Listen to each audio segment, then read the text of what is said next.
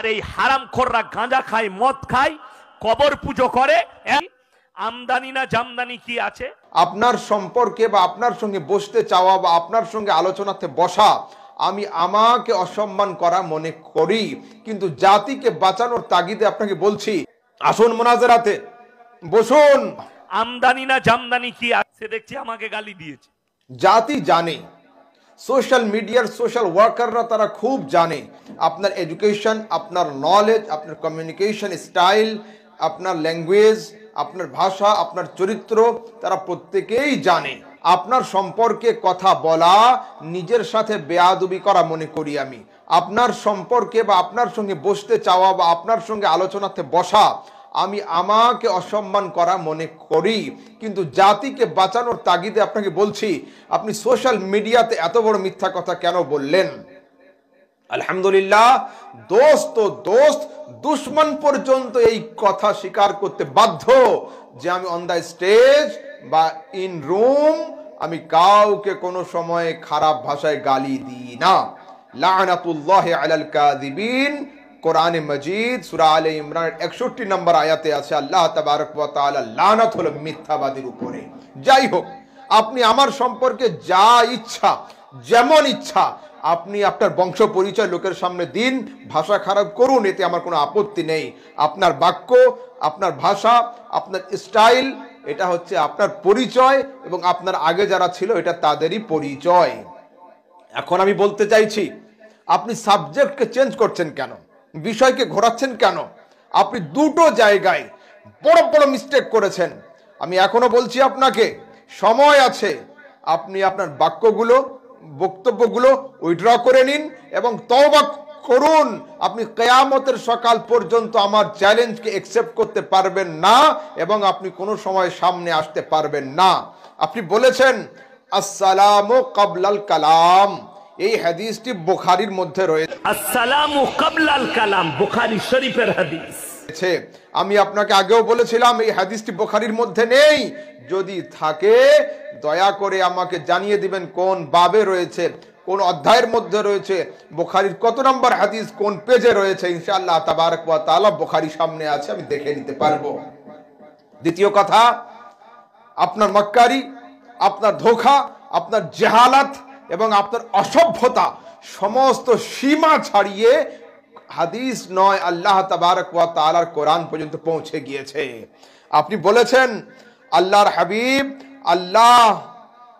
হাবিবকে আল্লাহ কোরআনে বলেছেন আমি 40 বছর বয়সে তোমাকে নবুয়ত প্রাপ্ত করলাম। আল্লাহর হাবিবকে আল্লাহ কোরআনে বলছেন আমি 40 বছর বয়সে নবুয়ত প্রাপ্ত করলাম। লা হাওলা ওয়ালা কুওয়াতা ইল্লা বিল্লাহিল আলিয়্যিল আযীম। মাওলানা ইয়াসিন সাহেব, এটা কোরআন মজিদের কত পারা, কোন সূরা এবং কত নম্বর আয়াতে আছে অবশ্যই আপনি আমাকে জানাবেন। যদি সম্ভব না হয় পশ্চিমবঙ্গের দেওবন্দীদের বড় বড় মাদ্রাসাতে হাফেজ রয়েছে, হুফাজদের সঙ্গে যোগাযোগ করুন। যদি হাফেজ সাহেবরা না পারেন চলে যান লখনৌ নদওয়াতুল উলামাতে গিয়ে, নদওয়াতুল উলামার আলেমরা যদি এই আয়াত বের করতে না পারে আপনি চলে যান দারুল উলুম দেওবন্দে, চলে যান সাহারানপুরে, চলে যান।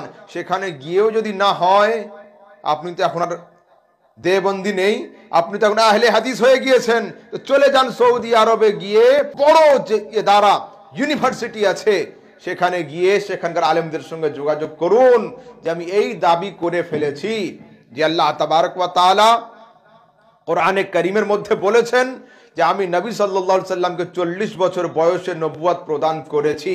এই আয়াত কোন সূরার কত নম্বর আয়াতে আছে? যদি সেই সমস্ত আলেমদের মধ্যে ঈমান থাকে তারা আপনাকে সৎ যুক্তি দিবে যে আপনি ভুল করেছেন, আপনার দাবি ঠিক নয়, আপনার দাবি হলো ইনভ্যালিড, সো আপনি তওবা করুন। জানি না মালাকুল মউত কখন এসে আপনার গর্দান টিপে দিয়ে দিবে।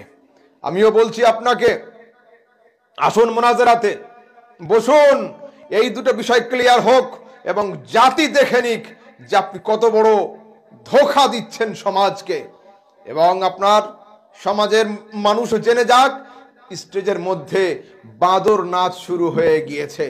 এই মুর্শিদাবাদের আজকে দেখছি আমদানি না জামদানি কি আছে, আর একটা চাল ফাল আদায় করে বেড়ায় রনি নাম, সে দেখছি আমাকে গালি দিয়েছে। জনাব মাওলানা ইয়াসিন সাহেব, আমি সর্বসময়ে যখনই আপনার প্রসঙ্গে আলোচনা করেছি বা আপনার নাম নিয়েছি, প্রত্যেকবারে মৌলানা ইয়াসিন সাহেব বা কখনো কারি ইয়াসিন সাহেব এই কথা বলেছি। কিন্তু আপনি এখানে আমার নাম নেওয়ার মতো সৎসাহস প্রকাশ করতে পারলেন না। আপনার মধ্যে সেই সাহস নেই যে আপনি আমার নাম নেন। দ্বিতীয় কথা, আমার নাম আহমদ রাজা সামদানি, তাই আপনি এই জায়গাতে সামদানি না বলে আমদানি বা জামদানি শব্দ ইউজ করেছেন। দয়া করে বাড়িতে কোরআনে করিম সূরা হুজুরাতের 11 নম্বর আয়াত খুলে দেখবেন, আল্লাহ তাবারক ওয়া তাআলা এটি মুমিনদের চরিত্র নয় এবং কারোর ভালো নামকে খারাপ করে বাকিয়ে বলাকে মানা করেছেন এবং এটা বলা চরম গুনাহের কাজ। আপনি আবার বললেন মুর্শিদাবাদের আমদানি জামদানি আমাকে গালি দিয়েছে। লা হাওলা ওয়ালা কুওয়াতা ইল্লা বিল্লাহ।